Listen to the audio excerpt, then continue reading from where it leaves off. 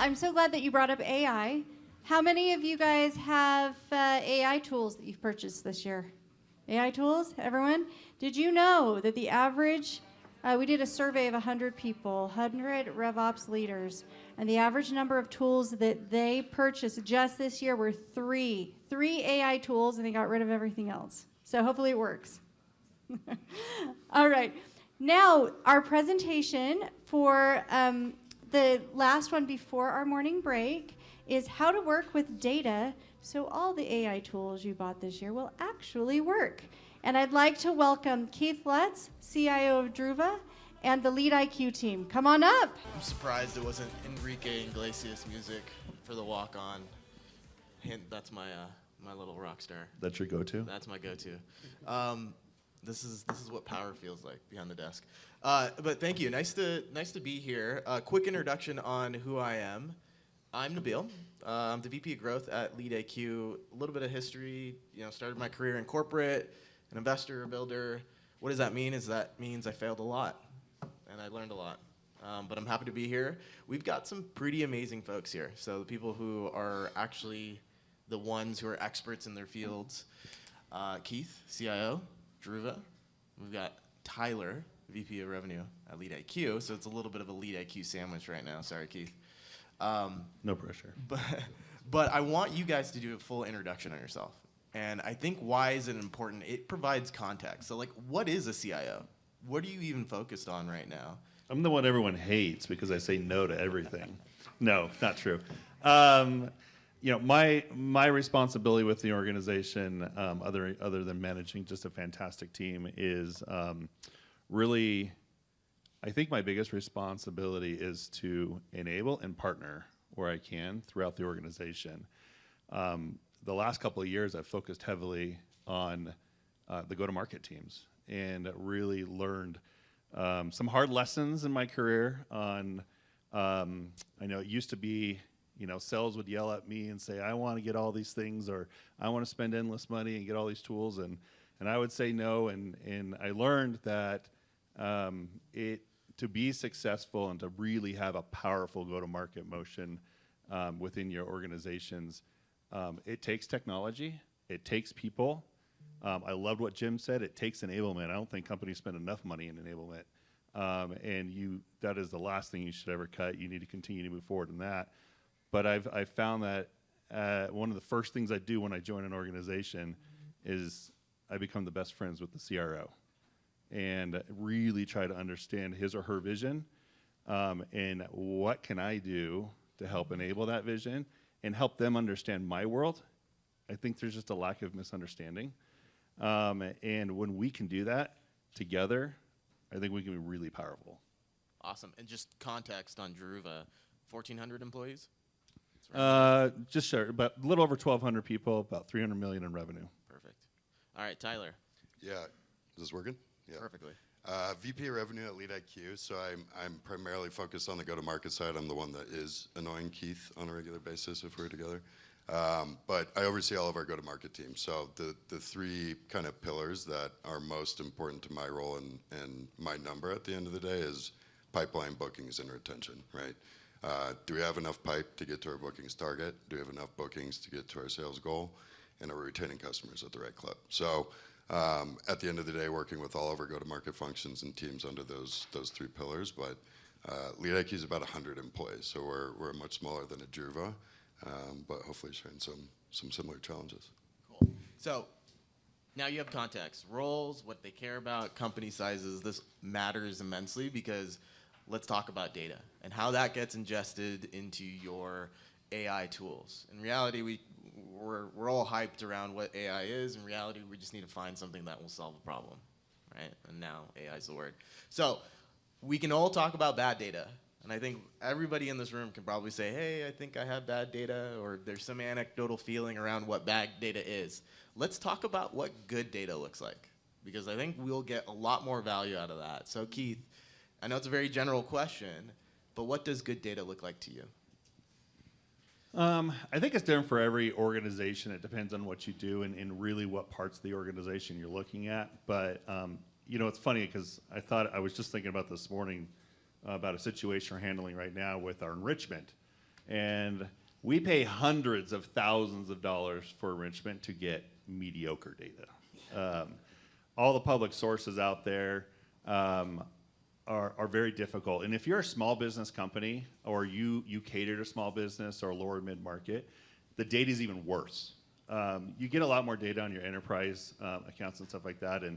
And right now, I'd say we probably have about 60% of reliable data. So we're literally operating in an area where it's like 40% of it you can't even trust it, and our long tail is just horrendous. But so good data is data in which is actionable, is data in which you can make decisions throughout the organization that are going to provide great impact in the outcome in which you're looking for. It's hard to say like exactly what data that is, because I think every company has a different vision or go-to-market strategy and just a different strategy in general. And you really need to understand what are the critical pieces of data that are truly going to drive us forward. And that's a discussion you need to be having within your organization. Also, and the last thing is, too much data can be bad. You have too many data points and too many things that you're looking at. It can, especially when you get in the world of AI, a lot of people think AI I can feed it as much as I want to feed it, and it's going to tell me exactly what I need, but it gets confused too. And it starts taking when it gets too much data, it takes that and it starts making an analysis or maybe giving you a decision that you're looking for, being influenced by the wrong pieces of data or inaccurate data that you might have. And so, again, I would focus on the key components that you guys are looking for that are going to drive you forward, and only focus on that. Don't try to continue to add more data that's not going to add relevance. Tyler. I would double down on what Keith said. It's all about focus, right? So you got too much data. We all know we have bad data somewhere. If you are pumping in too much, you are going to get way too much out, and no one's going to be focused, right? So we don't hire heads of CS and heads of sales and heads of any department to go dig through data and figure out what to do with that data. We hire them to go do what they're good at. I don't want them spending time trying to understand the data. I want them to use the data, right? And go do what they're very good at. Go close more deals. Go save more customers, right? So good for me is just the right amount of data for them to be dangerous, no more, no less, right? They need to understand what they're looking at. We don't need our CS team trying to understand product usage. They should go dig into, what am I going to do about it, right? What does it tell me to go do next? So I would really strongly agree with the focus piece and not overwhelming people with too much data. Yeah, and what's interesting about, when we look at data specifically into feeding a lot of these AI workloads or these point solutions, is I think we can easily get excited around the fact that there's this new AI tool that's out. We talk about Clay in the previous segment about go-to-market engineering. Everybody's like, let's touch it, let's see what's going on, what's happening. And so there's this idea that there's a lot of emotion connected when talking around a lot of these new AI tools and decisions. How do you guys split that emotion to decision making, leveraging data or identifying tools that will help solve potentially some of your problems for your go-to-market teams? There's a lot of tools out there. I think right now a lot of my time is spent. Druva has an AI task force in a way in which we approach introducing AI into the organization, and it's allowed us to focus on the tools that are truly going to be impact. Everyone wants to go be the hero and find the tool, but at the same time, it can be overwhelming. And not only that, I think what a lot of people don't understand also is AI isn't just AI. Like, it's not like, what I mean by that is like you just can't go find one tool and it says, okay, we're going to use AI and it's going to calculate it this way, and then you go find another tool and think it works and operates the same way. There's different models out there. There's different ways that the AI languages compile those models. There's different ways in which it computes the data. For example, OpenAI is great at calculations. Claude Sonnet, they're great. We find it better in the go-to-market type of AI technologies that we're using. And so it takes some experimentation. And so when it comes to looking at the data and then having the conversation between the data and the technology, It's really trying to understand what the right marriage is when you bring those together. And it takes experimentation.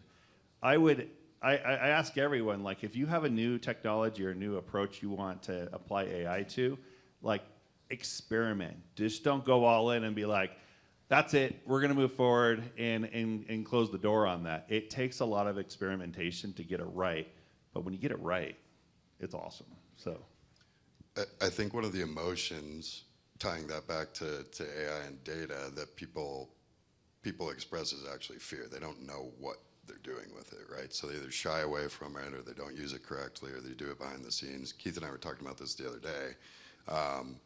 Druva's initiative for an AI task force to push that across the org, right? We've done something similar. We're running a competition this quarter. Who can find something to innovate in our business, whether that's an internal process, something in our product, getting expense reports done faster. I don't care what it is. Do something to help us improve.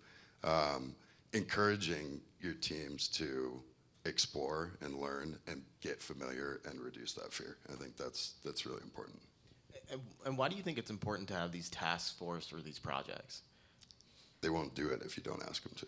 And why are we actually initiating or having team cultures change to adopt AI?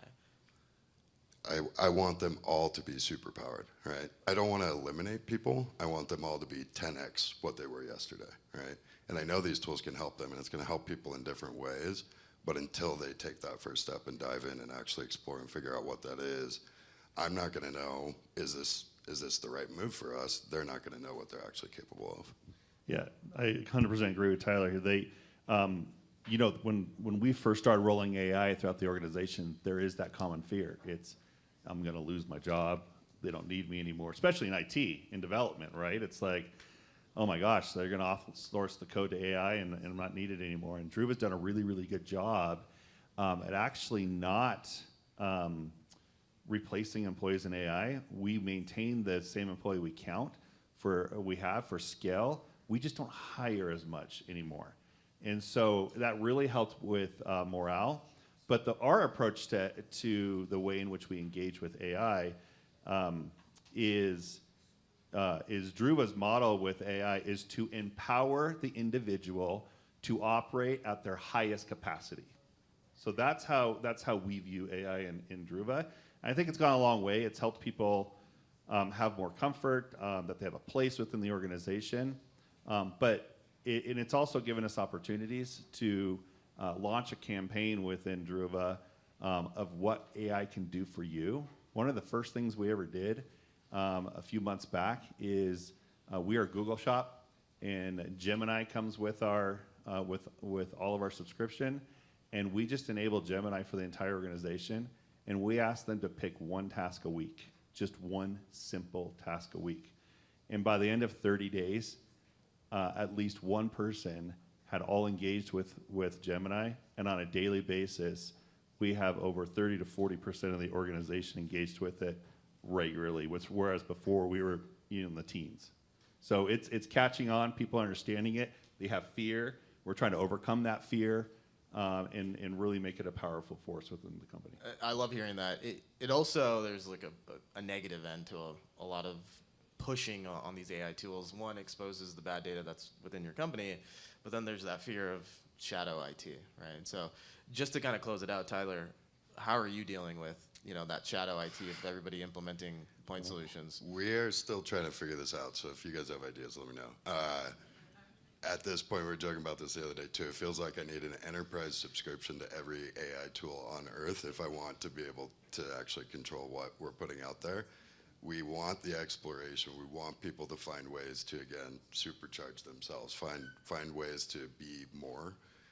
But the amount of information that's getting put out there, and I have no idea where it's going, is a little bit scary. So I don't have a great solution yet, but that's definitely a big focus for us, especially as we continue to push and encourage people to go do more. And I would just say less is better. There's so many AI tools out there.